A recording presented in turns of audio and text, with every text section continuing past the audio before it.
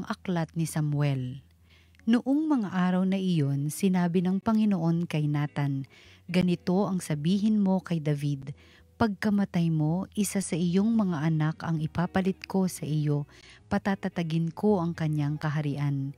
Siya ang magtatayo ng templo para sa akin, at sa kanyang angkan magmumula ang maghahari sa aking bayan magpakailanman.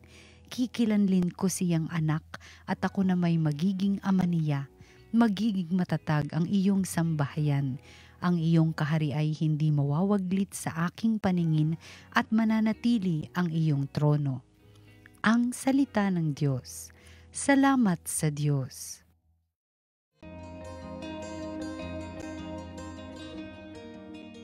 Lahi niya'y walang wakas, kailanmay hindi lilipas. Pag-ibig mo poon na di nagmamaliw, ang sa tuwi-tuwin ay aking aawitin. Ang katapatan mo'y laging sasambitin, yaong pag-ibig mo'y walang katapusan, sintatag ng langit ang iyong katapatan. Lahi niya'y walang wakas, kailan may hindi lilipas. Sabi mo, o poon, ikaw ay may tipan, na iyong ginawa kay David mong hirang, at ito ang iyong pangakong iniwan. Isa sa lahi mo'y laging maghahari, ang kaharian mo ay mamamalagi. Lahi niya'y walang wakas, kailan may hindi lilipas. Ako'y tatawaging ama niya't Diyos, tagapagsanggalang niya't manunubos. Ang aking pangako sa kanya'y iiral, at mananatili sa kanya ang tipan. Lahi niya'y walang wakas, kailan may hindi lilipas. Pagbasa mula sa sulat ni Apostol San Pablo sa mga taga-Roma.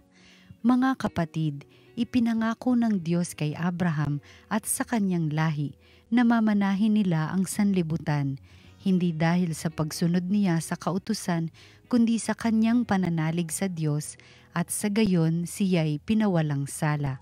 Kaya nga, ang pangako ay nababatay sa pananalig upang ito'y maging isang kaloob sa lahi ni Abraham, hindi lamang sa mga sumusunod sa kautusan, kundi sa lahat ng nananalig sa Diyos tulad niya. Yamang siya ang ama nating lahat.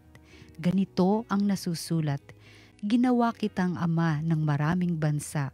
Ang pangakong ito ay may bisa sa harapan ng Diyos na kanyang pinanaligan, ang Diyos na bumubuhay sa mga batay at lumikha sa lahat ng bagay.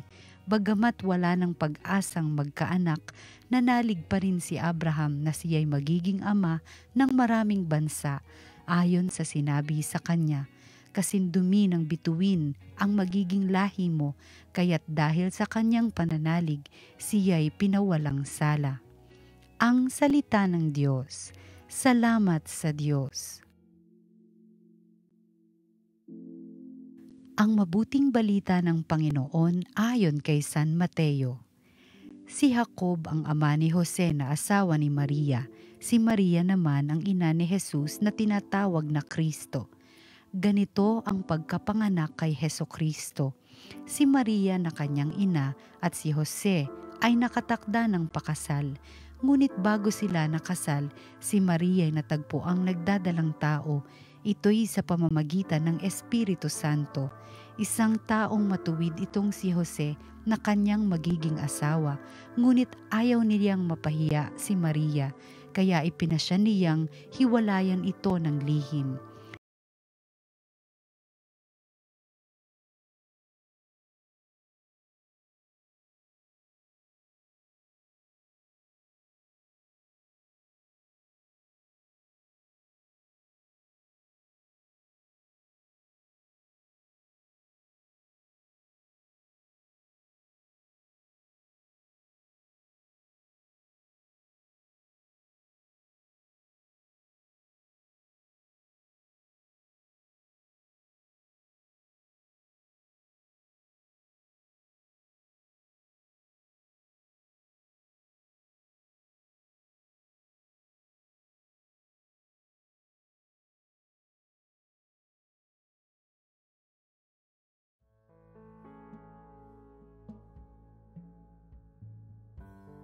Magandang araw po sa inyo mga kapatid, higit po sa inyong mga taga-subaybay ng Salita ng Diyos, Salita ng Buhay dito sa TV Maria.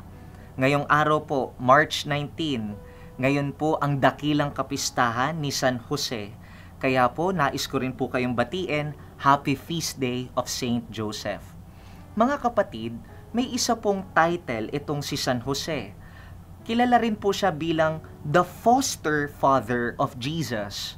Ano nga po ba ang ibig sabihin ng salitang foster or foster father? Para po sa marami, kapag sinabing foster father, parang si San Jose po ang tila umampon kay Jesus. Legally, sa birth certificate, si Jose ang tatay ni Jesus. Technically, si Jose rin ang nagpalaki at nag-alaga kay Jesus. Pero biologically, hindi po siya ang tatay ni Jesus. Bakit kamo? Alam po natin at narinig po natin mula sa ating ebanghelyo na si Maria, nilalang niya si Jesus sa kanyang sinapupunan sa pamamagitan ng Espiritu Santo, hindi ng kung sinong lalaki. Kaya alam po natin na si Jesus nabuo sa sinapupunan ni Mama Mary, hindi sa pamamagitan ni San Jose, but through the Holy Spirit. At alam din po natin na ang pinakatatay po ni Jesus ay walang iba kung hindi ang ating Diyos Ama sa langit. Kaya nga po, kahit si Jose ang foster father, sila po ni Jesus ay hindi magkadugo. They do not share any DNA, they do not share any genes. Pero kahit hindi po sila magkadugo, mga kapatid, may isang line of thinking po. Meron pong isang tradisyon na nagsasabi, kahit hindi sila magkadugo, most likely, magkamuka si Jose at si Jesus. Bakit kamo?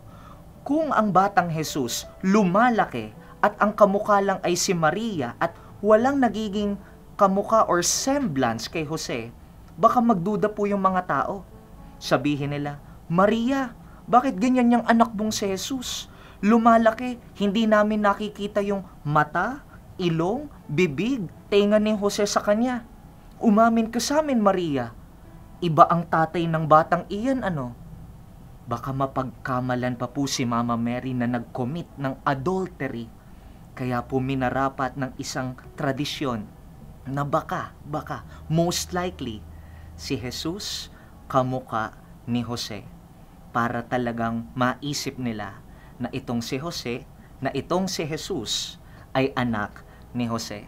At ano po ang tinuturo sa atin ng karanasan na ito? Anong tinuturo sa atin ng tradisyon na ito? Na mga kapatid, sana magkaroon po tayo ng debosyon kay Jose. At hilingin po natin, Jose, sana ikaw ang magpalaki, ikaw na rin ang mag-alaga sa akin. Ituro mo sa akin kung ano yung mga tinuro sa anak mong si Jesus. Nang sa gayon, maging kamukha kita, Jose, at balang araw, maging kamukha ko rin ang iyong anak. Ikalawa po na nais kong ilatag para sa ating pagninilay sa araw pong ito. Mga kapatid, turo din po sa amin sa seminaryo at baka alam nyo na rin po na si Jose ay isang tahimik na santo. Bakit po siya tahimik? Pag binasa nyo po paulit-ulit ang Bible, ni isa, wala pong speaking lines si Jose. Kahit kailan po sa ating Biblia, hindi po nagsalita si Jose. Wala siyang mga quotation marks. At wala rin po siyang naiwan na libro. Wala po siyang naiwan na mga sulat para malaman natin kung ano ang kanyang mga pinagsasabi o iniisip noong panahong iyon. Subalit, meron po akong isang kaklasing pare, si Father Jo Marie Aragones po. Sabi niya, ayaw kong maniwala na walang sinabi si Jose sa ating Biblia. Sabi ko po sa kanya, sige nga, patunayan mo sa amin na merong sinabi kahit isang salita itong si Jose.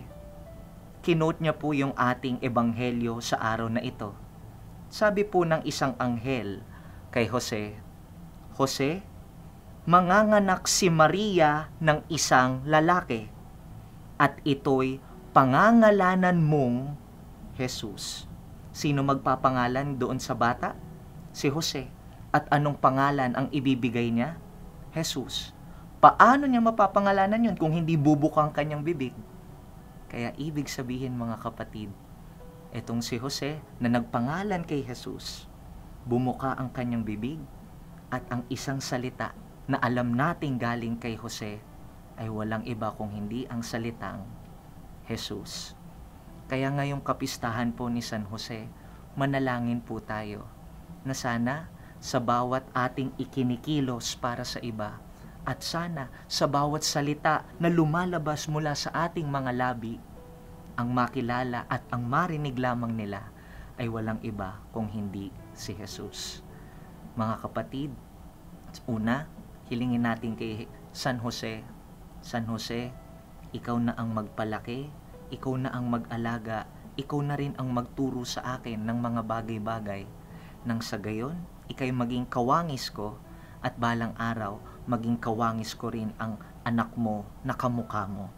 At ikalawa, hilingin din natin kay San Jose na sa bawat ating ikikilos at sa bawat salita na ating sasambitin, ang makilala lamang ng ibang tao ay ang kanyang anak na si Jesus.